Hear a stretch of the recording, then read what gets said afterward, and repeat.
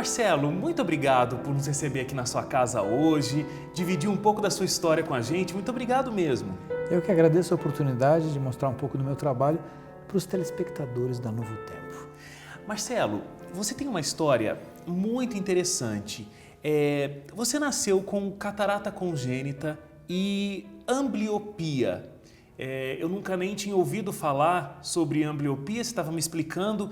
É um problema que dá na comunicação entre os olhos e o cérebro, né? Então, com isso, você tinha 7% de visão no seu olho esquerdo e 2% de visão no seu olho direito. Você tinha dificuldades muito grandes para conseguir enxergar. Antes até da gente falar sobre música especificamente, como é que você lidava com isso? Como que era esse problema de visão na escola? Como é que você conseguia enxergar a lousa? Como é que você lidava com as outras crianças? Você encarava isso numa boa ou era uma dificuldade? Eu nunca enxerguei o que estava escrito na lousa, por exemplo. Eu sentava na primeira fila e não enxergava. Mas eu tinha vergonha de enxergar tão mal. E como eu não tinha um parâmetro do que era enxergar bem, eu até achava que eu não enxergava tão mal. Meus pais sabiam que não tinha cura o meu problema na época, então eles falavam para mim, você enxerga mal de um olho e bem do outro. Então o bom meu, que era o 7% da visão normal, era o máximo que eu tinha. A tal ponto que eu lembro, por exemplo, de uma aula de inglês, que os alunos liam um parágrafo e passava para o próximo aluno outro parágrafo. Então eu era o quarto, sentado ali no meio, ou o quinto, eu contava quantos parágrafos tinha, ia lá, lia do meu jeito bem perto, decorava o parágrafo e daí fingia que lia. Então eu falava, it's a fine day today. There are some clouds in the sky, but the sun is shining. Só que um dia um aluno aqui do meu lado esquerdo leu 2 parágrafos sem querer. Poxa vida, entendeu? E aí eu fui pego lendo muito mal, gaguejando, nervoso, quase chorando de desespero e tal. E eu usava esses truques, entendeu? Para fingir que eu enxergava bem. Como é que a música entra, como é que a música começa a fazer parte da sua vida? Eu sempre gostei de música. A operação que eu fiz de estrabismo, por exemplo, com 2 anos e meio, eu lembro que eu voltei para casa com os 2 olhos tampados e eu ficava ouvindo os Beatles. E ficava ouvindo também uns discos infantis da Baratinha, do João Ratão e coisa e tal, e horas ali ouvindo aquilo. Depois, o caseiro de uma casinha de campo do meu avô, chamado João Julião da Silva, gostava de música sertaneja, então eu ouvia Tunico e Tinoco, adorava música sertaneja, decorava todas as obras. Eu tinha meu companheiro por nome de Ferreirinha, nós lidava com boiada desde nós 2 rapazinha. Era uma coisa trágica e tal. Aí quando eu tinha uns 13, 14 anos, minha mãe se separou do meu pai, ele mudou para uma outra casa, comprou um piano, e um dia eu cheguei e ele estava tocando o Prelúdio número 4 de Chopin. Eu fiquei apaixonado por aquilo, eu nem sabia que ele tocava piano quando ele era jovem. Ele tinha estudado 10 anos, nunca me contou.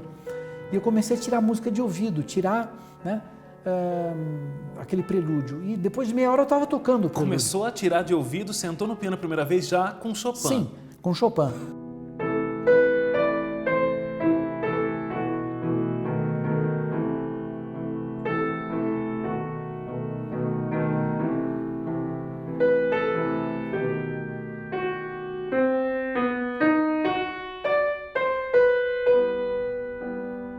Na televisão tinha aqueles filmes que eu assistia sem enxergar bem, do Bela Lugosi, do Vincent Price, que chamava Sessão Mistério, eram filmes de terror. E tinha sempre a marcha fúnebre tocando, com aqueles enterros e tal. Eu achava aquilo o máximo, me dava muito medo e tal. E essa emoção do medo, eu queria então aprender a marcha fúnebre de Chopin. Eu pensei, eu vou aprender a marcha fúnebre de Chopin, depois eu largo o piano, só quero tocar isso. Só entendeu? essa música? Só essa música, depois eu largo, porque eu não vou, mas já vou ficar tocando piano de jeito nenhum.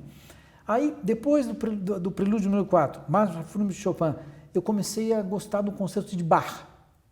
E aí eu estava numa festa um dia, o maestro Eleazar de Carvalho também estava nessa festa, eu toquei o início do concerto, ele se aproximou do piano e falou, você vai estrear comigo com a USESP, daqui a 6 meses, na temporada da primavera da USESP. Então, aprenda esse concerto corretamente do começo ao fim, que você vai tocar com a USESP. Então, desse teu início até tocar com a USESP... Passaram-se 10 meses. Meu pai. Exatamente. Daí eu toquei com a USESP E, por sorte, tinham críticos nesse concerto. Eu ganhei um prêmio de revelação da Associação Paulista de Críticos de Arte. E aí minha vida mudou totalmente, entendeu? Todo mundo na escola, eu fiquei super popular, eu fiquei o cara assim, mais bacana da classe. Escola. Eu, assim, do cara mais impopular que existia, aquele que era sempre o último a ser escolhido para o time de futebol, entendeu? Passei a ser um cara, assim, importante, né, para o pessoal da minha idade. Isso foi muito legal, o piano me ajudou a me sentir bem, a desenvolver um pouco de autoestima. Assim, é impressionante o teu talento, porque você contando essa história, a gente vê como esse desenvolvimento foi super rápido, né? Quantas pessoas que passam anos estudando piano e não conseguem tocar uma música simples, que dirá um concerto clássico, como no teu caso aí logo de cara na USESP. Agora, a gente não pode se esquecer de que tem um problema muito sério e forte de visão aí nesse período. Uhum. Como é que você aprendeu música? Como é que você conseguia tocar piano se você não conseguia enxergar a partitura? Eu tocava de ouvido e aí eu comecei a ter aulas de piano com uma professora muito boa chamada Zélia Deri. E ela me ajudou a fazer uma mistura entre o que eu conseguia enxergar na partitura e o que eu ouvia no disco. 99% era o que eu ouvia. 1% era o que eu conseguia decifrar da partitura. Então eu decorava muito rápido. A memória para mim nunca foi um problema, entendeu? Era muito rápido. Eu lembrava da sensação emocional da música, buscava isso e meu corpo ia buscar aquilo de alguma maneira. Então eu desenvolvi uma técnica um pouco diferente de tocar piano por causa dessa debilidade que eu tinha. Agora, você então começou a estudar piano com essa professora, mas você depois também foi estudar em Nova York, numa escola conceituadíssima de artes. Uhum. Como é que foi essa experiência? Esse foi o teu segundo passo aí na música? Depois da Zélia Deri, eu estudei com um grande professor de piano português chamado Sérgio Varela Cid, que veio viver aqui no Brasil. Era um pianista excepcional, que tinha uma carreira brilhante, e ele me ensinou muita coisa. Depois eu fui para Juilliard, foi muito difícil, porque eu fui viver em Nova York com uma prima minha e não estava acostumado a viver sozinho. Até então todo mundo me ajudava e coisa e tal. Eu lembro que para pegar um táxi em Nova York, eu não sabia se os táxis estavam livres ou ocupados, então ficava simplesmente com a mão assim o tempo inteiro até a hora que parasse algum, entendeu? Então, todas essas coisas de viver sozinho, para mim foi muito difícil. Na Juilliard School foi difícil também, porque os alunos eram muito bem preparados, tinham assim, prodígios russos, tocando piano de cabeça para baixo, entendeu? E eu com o meu jeitinho de tocar piano, me virando ali e tal. As aulas de harmonia, que tinha lousa, já eram difíceis para mim, né? Mas me ajudaram bastante ali também a sanar certas lacunas que eu tinha. Só passei a compreender o meu próprio problema quando aos 44 anos eu fiz uma operação e fiquei com, num dos olhos, quase 100% de visão. Aí que realmente eu entendi o quanto eu enxergava. É muito difícil quando você não sabe o que é o normal, entender as tuas limitações. Mas eu batia em vários obstáculos a vida inteira. Por que demorou tanto tempo para fazer a cirurgia? Por que só com 44 anos? Porque a catarata congênita é um pouco diferente da catarata adquirida. Eu tinha uma catarata importante nos dois olhos. Na época não havia aquela operação da lente intraocular. Depois ela passou a existir, mas era ainda um pouco perigosa. Eu tinha só um olho em potencial, que era o meu olho esquerdo. Então os oftalmologistas me diziam, se você conseguiu se virar com esse teu olho do jeito que ele é melhor você continuar assim do que a gente arriscar e acontecer algum problema na operação, você pode perder o teu único olho. Ah, ok. Entendeu?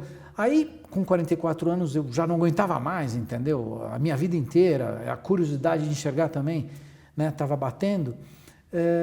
E eu fui procurar um oftalmologista nos Estados Unidos, em Boston, chamado Dr. Peter Raposa. E ele me garantiu que a operação daria certo, porque os outros tinham medo, falavam, não, pode ser que tenha um risco, se acontecer isso, acontece aquilo, se acontecer não sei o quê, você vai perder a visão e tal. Esse não, ele me deu certeza e eu confiei nele, fiz a operação e deu tudo certo, foi maravilhoso. E foi uma bênção, porque agora você tem quase 100% de visão. Exatamente, para mim é chocante estar aqui com vocês agora, vendo você, é como se você fosse um boneco de um desenho animado, é coloridíssimo, chocante, muito forte. Eu não me acostumei ainda. Porque a sua memória toda, até os 44 anos, são sempre de imagens desfocadas, aquelas cores Exatamente. apagadas, né? Totalmente apagadas. Por exemplo, eu entrava num elevador e tateava os botões. Eu não ia lá no número 2, andar 3, andar 4 e tudo mais. No telefone eu fazia isso. Na época do disco eu vinha aqui, 1, 2, 3, 2, 3, 4, tudo no tato, então era mais fácil. E até hoje deve ter alguns hábitos aí que você deixa a visão de lado e vai no tato. Sim. Olha, minha visão é como se hoje eu tivesse um jumbo, um avião jumbo, mas eu não sei pilotar, mas eu estou pilotando ele, entendeu? Feliz da vida. Eu não sei, não tirei brevet, mas tocou o avião nas minhas mãos, é isso. Agora, eu não sei como é a recuperação dessa cirurgia. Eu não sei se você já consegue abrir o olho e já ter uma visão completa. Você abre o olho, eu fiz a operação no meu olho pior, e quando eu abri o olho, eu já preferi o olho pior do que o melhor. Aquele que eu tinha enxergado a vida inteira já não me servia mais. Depois de um mês eu operei o olho melhor. E você passa a enxergar imediatamente. A hora que você tira as bandagens, você está enxergando. E qual é a sensação? Só que como a tua retina não está acostumada com aquela luz, você tem fotofobia. Então é muito forte tudo. Você precisa usar uns óculos escuros até você se acostumar, né? Mas não tem nada de diferente com o que eu estou vendo agora. É só a minha mente, a minha percepção e a minha retina que tomou um susto e a gente precisa ter aquele período de adaptação e coisa e tal. Mas olha que coisa interessante, eu fiquei num hotel ao lado do hospital em Boston e desse hotel eu me lembro, antes de fazer a operação, que eu fui para o hospital para fazer a operação e a colcha da cama era marrom escura, as paredes eram bege escuro. Fora da janela você tinha 2 paredes de concreto e um grande estacionamento cinza. Ok. Depois que eu fiz a operação e passei a enxergar com o meu olho bom, eu voltei nesse mesmo quarto e a colcha era colorida, fosforescente. As paredes eram brancas, tinham 2 prédios de vidro espelhado em cada lado dessa janela e tinha o mar de Boston ao longe, que para mim era o estacionamento cinza, entendeu? Que coisa, é outro universo, né? É outro universo. Eu fico imaginando, você já era casado, né, com a sua esposa. Você descobriu como ela era de verdade daí com 44 anos depois dessa cirurgia, né? Mas isso eu não tive medo, porque quando eu conheci a Marianita, eu levei um primo meu para conhecê-la, porque ele sempre era meu filtro, ele falava, é bonita, é feia, pode ir tranquilo, não sei o quê. Ele garantiu que ela era muito bonita, e quando eu a vi pela primeira vez, do jeito que ela é mesmo, eu achei ela linda. Eu enxergava ela do meu jeito. E para mim ela já era bonita, eu achei ela mais bonita ainda depois que eu passei a enxergar.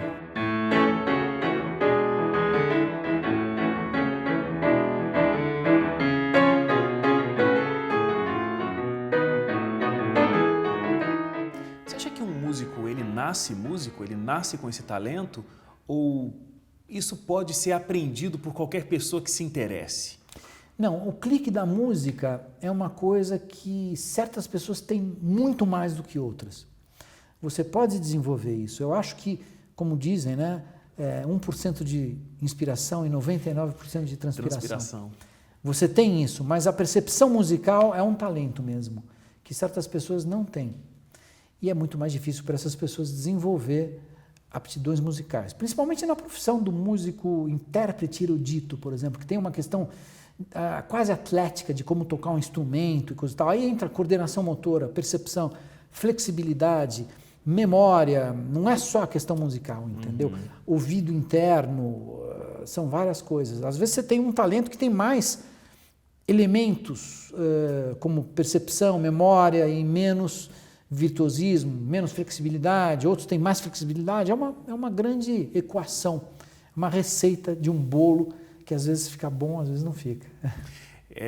E mesmo alguém que reconhecidamente tem um talento musical, como é o seu caso, você treina horas e horas, né? Você estava me contando que sem concerto, sem nada marcado, são 5 horas por dia. Também é uma coisa que eu gosto de fazer, entendeu? Então é como um hobby. Por exemplo, quando eu acordo e vou ou fazer ginástica ou para minha aula de yoga, eu não posso passar no piano sem tocar um pouquinho, entendeu? Então a Marianita fica no elevador me chamando, Marcelo, o elevador está aqui, só um minutinho que eu estou tocando alguma coisa, entendeu? Para mim é um hobby, né? Que virou minha profissão. É um hobby que ainda me pagam para fazer, é maravilhoso. Olha que coisa ótima, né? É legal. Você mudou também, após esse período, a sua visão com algumas questões sociais que a gente tem no Brasil. Foi mais ou menos nesse período da sua cirurgia?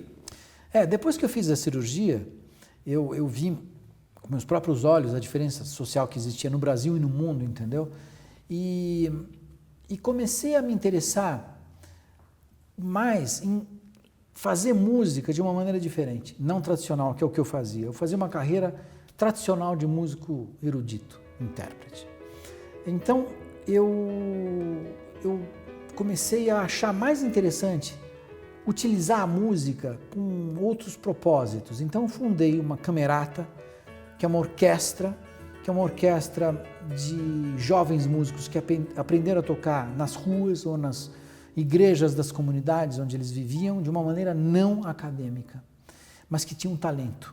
Então eu resolvi passar aquilo que eu inventei para mim mesmo para esses jovens que tinham lacunas, que não eram lacunas visuais, mas eram lacunas teóricas, técnicas, culturais, entendeu?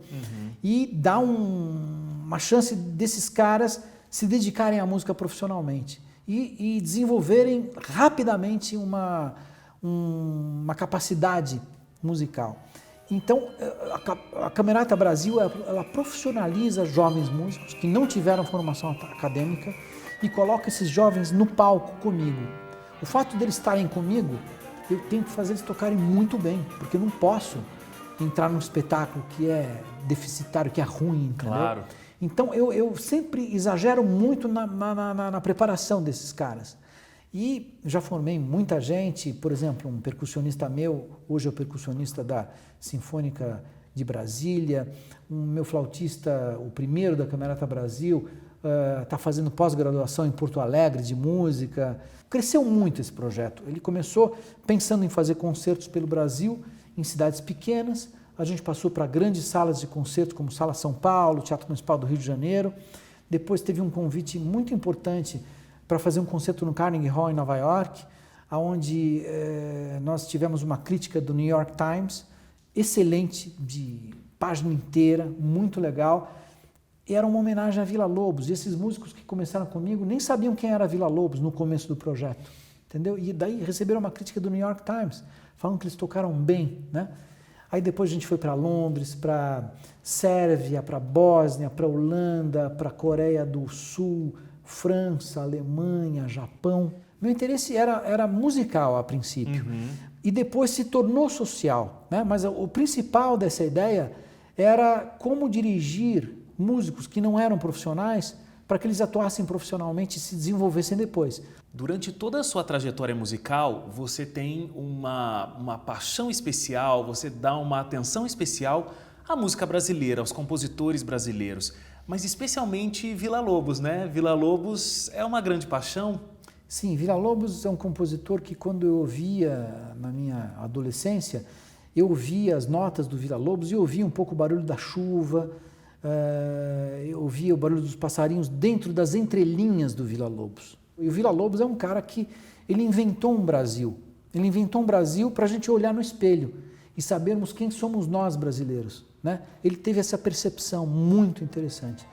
Então, Villa-Lobos é um compositor que eu me dedico muito. 50%, 60% da minha vida é dedicada a Villa-Lobos.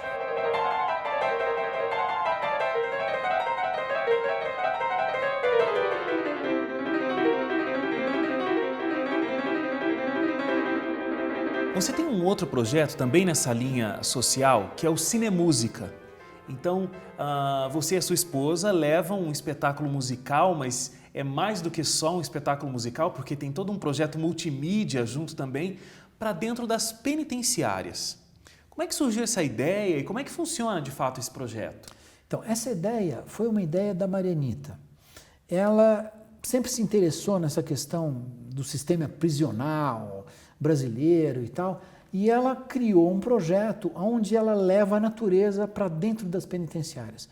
Ela fez um filme, esse filme é sobre a natureza brasileira, e ele é o fundo, é o pano de fundo, que fica no fundo do palco de um concerto meu sobre Villa-Lobos, que se inspirou pela natureza brasileira. Então a gente leva essa janela imaginária para dentro das penitenciárias. Fizemos um projeto levando esses concertos a 10 penitenciárias. Esse projeto virou um documentário sobre esses concertos, que hoje é exibido em vários países diferentes. E eu também continuo fazendo esses concertos para o público de salas de concerto, mas sempre trazendo essa ideia que foi levada às penitenciárias. Para museus também, a gente fez o projeto completo, com uma exposição de pinturas da Marianita em Basel, numa instituição, num museu muito importante chamada Brasileia Foundation, e a gente tem levado esse projeto adiante. Foi o projeto mais interessante que eu fiz na minha vida profissional, levar a música de Villa-Lobos, levar a natureza, essa sensibilização audiovisual para os detentos que estão privados, né? Seja de uma coisa, seja da outra, seja da natureza, seja da sensibilização. Vamos falar um pouquinho sobre prêmios.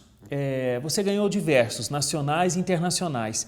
Tem algum que marcou profundamente? Foi algo que você se lembra sempre, especial para você? Um prêmio muito importante para mim foi o primeiro prêmio que eu tirei no concurso internacional de música Città di Tradate, na Itália. Foi um concurso internacional, eu tinha aquele sonho de ganhar um concurso, um prêmio e tal, e num país estrangeiro onde ninguém me conhecia. Foi o primeiro concurso que eu fiz, eu tirei o primeiro prêmio. Depois entrei em vários concursos e não ganhei mais nenhum. Esse foi um prêmio muito, muito importante para mim, né? Agora, esses projetos socioculturais venceram um prêmio que foi legal também, que é o 14º Brazilian International Press Award, que é dado em Londres. É um prêmio internacional de reconhecimento, de levar a cultura brasileira, a música brasileira para o exterior. Então foi um incentivo muito legal para essa coisa que eu acredito muito, que eu acho que é um dever que eu tenho como músico brasileiro. Marcelo, olha, você foi o músico convidado para inaugurar a nova sala de concertos de São Paulo, o Auditório Ibirapuera. Tocou em ocasiões especiais para 2 presidentes brasileiros, o Fernando Henrique Cardoso e o presidente Lula, o Luiz Inácio Lula da Silva. Você também tocou para a rainha Sílvia da Suécia. Você foi músico convidado por todo o mundo tocando concertos incríveis e maravilhosos. Só que você acabou de me dizer aqui agora que, olha, esse foi o maior projeto que eu já tive em toda a minha carreira. Levar música para os detentos. Levar esse projeto, o Cinemúsica, para frente, para dentro das penitenciárias. Como é que isso acontece? Todo esse glamour que a música pode proporcionar fica muito pequeno diante de projetos sociais como esse, como o da Camerata, como o Cinemúsica? É isso? Não, esse projeto das penitenciárias, eu estava tocando aqui na penitenciária feminina do Butantã, uma cirandinha, e de repente tinham 60 detentas. Uma delas começou a cantarolar junto comigo. Nesta rua tem um bosque. E aí as 600 começaram a cantar em coro. Isso me emocionou muito, entendeu? Porque nunca acontece isso na Sala São Paulo. O público começa a cantar com você. Aí todo mundo começou a chorar de emoção quando, não era por mim, era por causa do filme da Marianita, quando apareceu uma cena do mar, das ondas. Fazia tanto tempo que acho que elas não viam as ondas do mar, claro, que foi uma... Oh! Até eu falei, o que está acontecendo e tal? Então, a música é bacana quando ela leva isso para as pessoas, entendeu? Essa grande emoção, quando as pessoas estão despreparadas e recebem isso de uma maneira tão avassaladora, né? Eu acho que a música entrou para mim de uma maneira avassaladora também. Quando eu tinha 13 anos, eu vi meu pai tocar o Prelúdio número 4. Né? Quando eu vejo a música ter esse impacto, é isso que me interessa mais, né? Mais do que o glamour dos concertos, que eu também tenho. Eu fico nervoso para tocar do mesmo jeito para os detentos da penitenciária de Bauru, ou para tocar no Carnegie Hall em Nova York. O meu coração bate forte da mesma maneira, a adrenalina vem, eu tenho medo de errar e tudo mais, né? Mas eu procuro essa emoção, né? E nesses projetos menos usuais, isso acontece com mais frequência, do que no público preparado, que entende de música, que vai lá para ouvir se você está tocando bem ou mal e tudo mais, né? A impressão que eu tenho é essa. Os nossos sonhos, Marcelo, eles alimentam muito a nossa vida, né? Eles fazem a gente querer executar mais, querer crescer. Alguém como você, que teve tantas conquistas, ainda tem espaço para sonhos? Você ainda tem sonhos para realizar? Eu acho que eu não conquistei nada ainda, na verdade, sinceramente. Quando eu olho para trás, né, eu falo, pô, mas o que eu fiz? Nada? Te juro, eu falo, não, tem muita coisa que eu quero fazer ainda e a música, essa história toda, ela me distrai bastante. Eu acho que se eu pensar na vida e o sentido da vida e tal, essa resposta é difícil de se dar, né? Então, quando eu estou trabalhando com música, quando eu estou assim, realmente concentrado na música e tal, parece que isso é um passatempo muito legal para não pensar nos problemas mais sérios, que é realmente o sentido da vida. Marcelo, olha, eu queria agradecer demais aqui a nossa conversa, porque, em primeiro lugar, é um grande prazer conversar com um grande talento como você é. Mas foi interessante conhecer a grande personalidade que existe por trás desse grande talento. E a gente vê muito bem porque as coisas acontecem. Então, parabéns pelo seu talento, pelo desenvolvimento que você teve de uma forma tão específica da música e que Deus continue te abençoando, que você continue levando essa música para que esse nosso Brasil todo conheça Villa-Lobos e outros grandes compositores brasileiros. Parabéns mesmo e muito obrigado. Eu que agradeço mais uma vez pelo interesse, né, e pela possibilidade de falar com os seus telespectadores.